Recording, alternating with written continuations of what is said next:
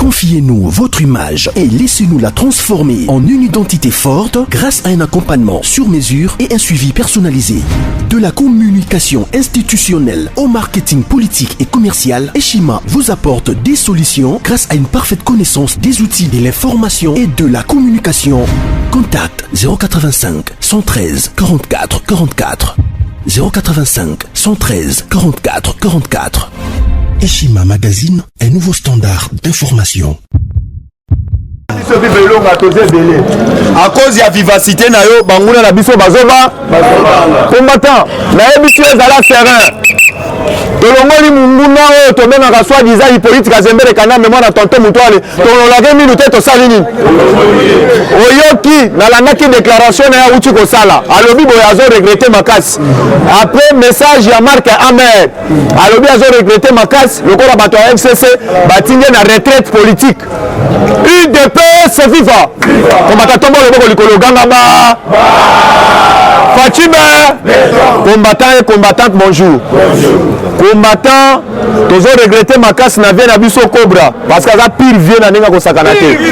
pire vie na nenga mo abana ko kitela même kimuta même ba beyi na bino mususu opesi boye mbala moko ale lisu likolo alisu là toujours le bawa vie na biso to uti ko perdre to sengi na famille nyonso de condoléances à famille nyonso to bengaka ya ve na ngaboko oyo to bengi ve na ngaboko to bengi Cobra combattant na actualité na zanango boyeba déjà l'air tozo loba wa biliaki Kabila bisali nini après retraite na bango ba utaki na Kasangulu na ba Congo retraite na bango bakotisaki mukanda Jani Mabunda Tambwe Mwamba bakende bakutana na chef de l'état parce que balobi il fallait bakende ko s'excuser parce que on a même déclaration à la mère Mende nazo bisayo ba rejeter ngora balobi ce n'est pas le moment yango tomoni bango na buzoba na bango lobi ine ba convoquer to bengi Ajara Soube nalandi Jani Mabunda clairement lobi na kati assemblée azolo babo de 1 tokotala ni opposition tokotala ni majorité te biso il fallait to bengi Ajara Soube il fallait basala yo umukama biso etali biso te ezali sanga ya bando awa tozo kende na gouvernement oyo to bengaka ya union nationale tozo répandre lisanga bondo biso wa tosengi biso tokende na dialogue te mokonzi moko azoko kende ko consulter tous les partis prenants oyo to bengi ba leader politique parce que ba conformer oyo to bengi majorité présidentielle mususu ya si parce que bandeko na biso on a qui même discours ya chef de l'état zalaki clairement na ba parole na ye alobi vis-à-vis ndenge tokendaki na oyo tobengi cohabitation et na coalition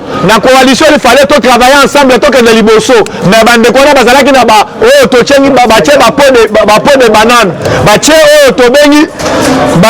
tobengi mininga minga na terrain po tena réussir te na mission na ngai mais kolo nzambe ayede nga na yo facha lobi asengi concours ya tous les Congolais oyo se sentir ete aza vrai Congolais aya na nsima ya mukwanto molomo amai mais c'est propre Fatima papa nazoyebisa ye mosala esalemaki bolandaki oyo tozobenga Fachi azalaki na Brazzaville discours esalemi tellement raffiné kombatana lobona loba te discours oyo asalaki na Brazzaville nalandi chef oyo tobengi ya M23 lobi abelelaki na misu ya bato alobi boye nazoya na Kinshasa parce que nga pe mokonzi mboka consulter ngai par rapport de 1 nayebi bato basemaka batrouble bana mokonzi mboka asala discours na oyo tobengi na Goma makambo ya guerre nyonso na ese abuo makelele toyoka yango lisusu te toye koremarke ete bao bavandaki na Kinshasa bango babanda kopesa biso manduki po ete tosalaka désordre na es mobimba parce que bouti koyoka oyo tobengi MONUSCO alobi boye précisément na Beni bazotonga 5 bases militaires oyo ya maka omeki na es okozwa chikungushi ande papa tozo répondre lisusu oyo tozobenga 1m50 tobengi na kombo ya Muba papa nazoloba boye tozo répondre Muba 1m10 Mubake azali ndoki munene alandi message ya Union européenne te mais azoleka lobi na écran azokoloba message selon ye soki azokelaki yango so na toilette soki formole alokoti yango wapi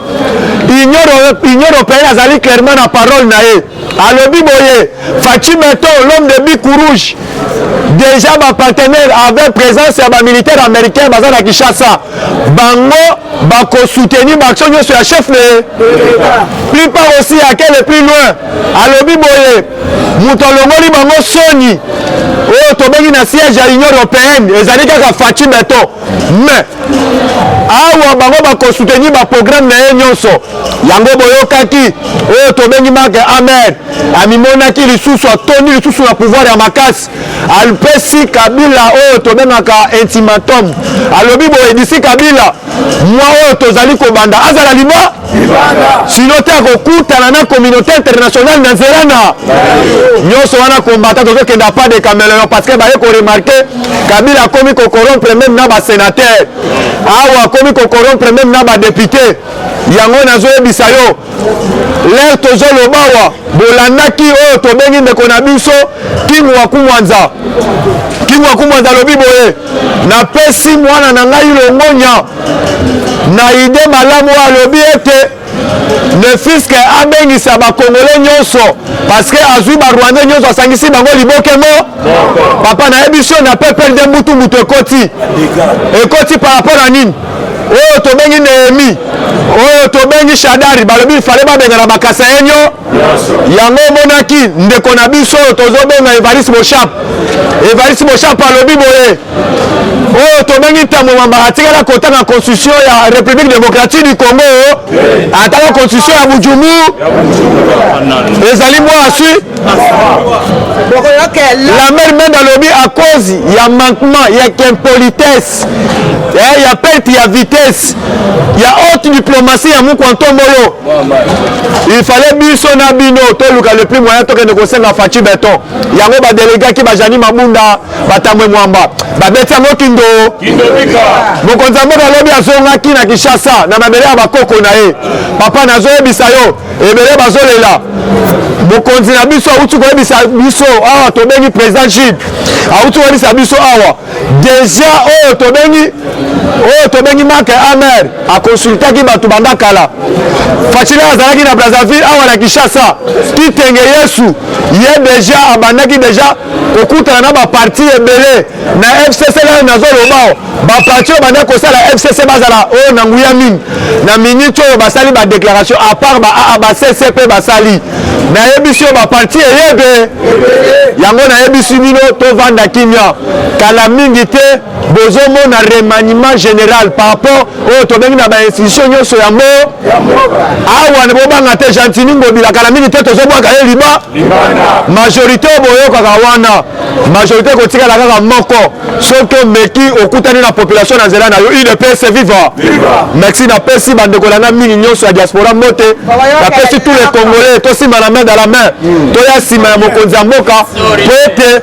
tosoutenir Fachi Beton l'homme de bic rouge merci.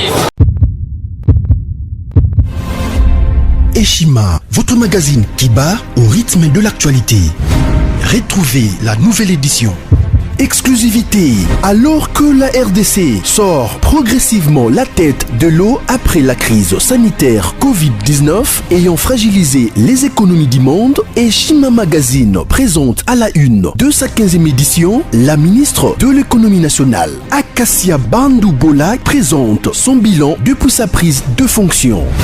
Relance économique, Acacia Bandou Bola Mbongo donne des signaux forts. Baisse des prix des produits pétroliers, maîtrise des prix des denrées alimentaires pendant des temps forts, organisation des marchés populaires afin de soulager les paniers de la ménagère en période de Covid-19, une franche collaboration avec les opérateurs économiques et dotation en équipement de son administration, la ministre de l'économie nationale affiche un bilan éclatant de sa première année de gestion gestion de ces très stratégiques portefeuilles. Eshima Magazine revient sur chaque étape de la vie de la Margaret Thatcher congolaise. Focus. Agnès Moide et la CNSS interpellent les employeurs sur les avantages de l'utilisation de la télédéclaration. Payer l'impôt est un devoir civique. Barnabé Mwakadi Mwamba, directeur général de la DGI, sensibilise les assujettis. Découverte. Jerry Biangani Tampo, l'homme derrière la renommée de l'université chrétienne Cardinal Malula.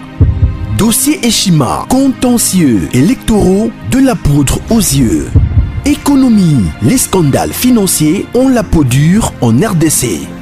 Interview, Ted Belechai Kassonda, secrétaire exécutif national de la Ligue des jeunes de l'UDPS. Bras de fer entre la CPI et les USA. Fatou Bensouda défie Donald Trump. Retrouvez l'intégralité du magazine Eshima dans les kiosques. Eshima Magazine, un nouveau standard d'information.